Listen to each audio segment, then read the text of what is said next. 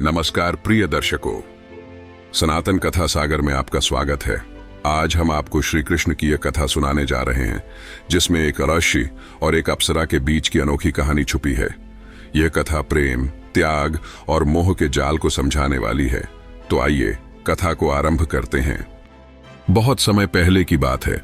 द्वापर युग के अंत और कलयुग की आहट के समय एक घने वन में एक तेजस्वी ऋषि तपस्या कर रहे थे। उनका नाम था ऋषि वत्सराज। वे अपनी साधना में इतने लीन थे कि वर्षों से संसार के सुख दुख से दूर केवल भगवान श्री कृष्ण के ध्यान में लीन थे।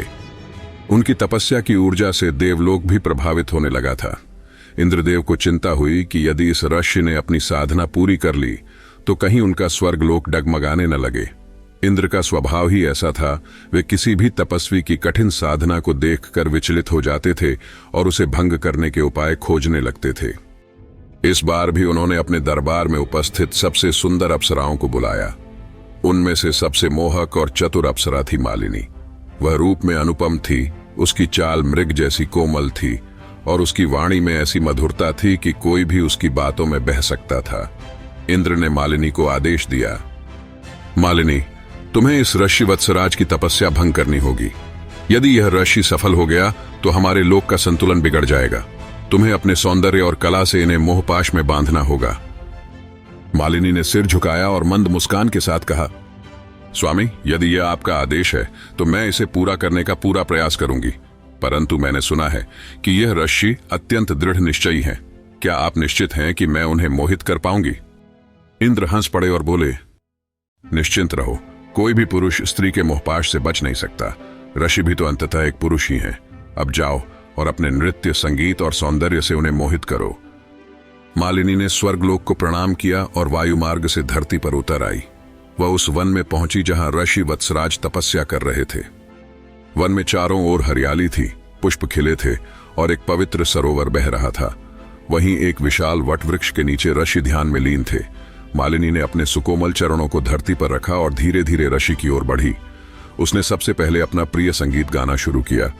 उसकी कोमल स्वर लहरियां वातावरण में गूंज उठी। पक्षी भी चुप हो गए, मानो वे भी इस संगीत को सुनना चाहते हों। परंतु ऋषि वत्सराज की समाधि अटूट थी। वे किसी अन्य लोक में विचरण कर रहे थे जहां केवल भगवान श्री कृष्ण ही थे। मालिनी ने आंखों में कुटिलता भरी और अब उसने नृत्य करना आरंभ किया। उसके घुंघरुओं की झंकार हवा में गूंजने लगी। अप्सरा की कमनीय काया लहराने लगी। उसकी भुजाएं आकाश की ओर उठीं और चरण ताल पर थिरकने लगे। मालिनी ने कई दिनों तक यह प्रयास किया। उसने ऋषि के समीप जलक्रीड़ा भी की, उनके चारों ओर मृगछौनों के संग खेली, फूलों की वर्षा की, मधुर हास्य किया, परंतु ऋषि की समाधि भंग नहीं हुई। एक दिन थककर मालिनी स्वयं ऋषि के समीप आकर बैठ गई। वह अब कुछ व्याकुल थी। मालिनी, हे महात्मन, क्या मेरे सौंदर्य में कोई कमी है या फिर मेरी कला में कोई दोष है? क्यों आप मेरी ओर एक बार भी दृष्टि नहीं डालते? ऋषि वत्सराज ने पहली बार आंखें खोली। उनकी दृष्टि शांत थी, निर्मल थी, मोहविहीन थी। वे बोले, हे सुंदरी, तुम कौन हो और यहां क्यों आई हो? मालिनी ने आहिस्ता से मुस्कुराकर कहा, मैं देवलोक की अप्सरा मालिनी हूं, स्वर्ग से आई हूं और आपकी सेवा करना चाहती हूं। ऋषि मुस्कुराए, परंतु उनकी मुस्कान में वैराग्य था और बोले, सेवा या मेरी तपस्या भंग करने का प्रयास? मालिनी चौंक गई। उसने सोचा कि ऋषि को यह कैसे पता चला। वह बोली, महात्मन, क्या कोई भी स्त्री यदि किसी पुरुष के पास आए तो उसे मोह में डालने की ही इच्छा रखती है? क्या कोई सच्चे भाव से प्रेम नहीं कर सकता? ऋषि कुछ क्षण मौन रहे, फिर बोले, प्रेम और मोह में अंतर है पुत्री। प्रेम त्याग सिखाता है जबकि मोह बंधन में डालता है। तुम्हारा प्रेम नहीं, यह मोह है। यदि तुम सच में प्रेम जानना चाहती हो तो श्री कृष्ण की भक्ति करो। उनसे बड़ा प्रेम कोई नहीं कर सकता। मालिनी को यह सुनकर झटका लगा। उसने पहली बार किसी पुरुष की ओर देखा जो उसकी सुंदरता से विचलित नहीं था। उसका मन कांप उठा। मालिनी ने धीरे से कहा, महात्मन, क्या प्रेम केवल ईश्वर के प्रति ही किया जा सकता है? क्या मनुष्य प्रेम के योग्य नहीं? ऋषि वत्सराज ने अपनी शांत दृष्टि से उसकी ओर देखा और बोले, मनुष्य प्रेम के योग्य है, परंतु सत्य प्रेम वही है जिसमें किसी प्रकार की आसक्ति न हो, किसी प्रकार का स्वार्थ न हो। प्रेम त्याग और समर्पण का दूसरा नाम है, किंतु तुम्हारा प्रेम कामना से भरा हुआ है। यह केवल मोह है जो मन को भ्रमित करता है और अंततः दुख ही देता है।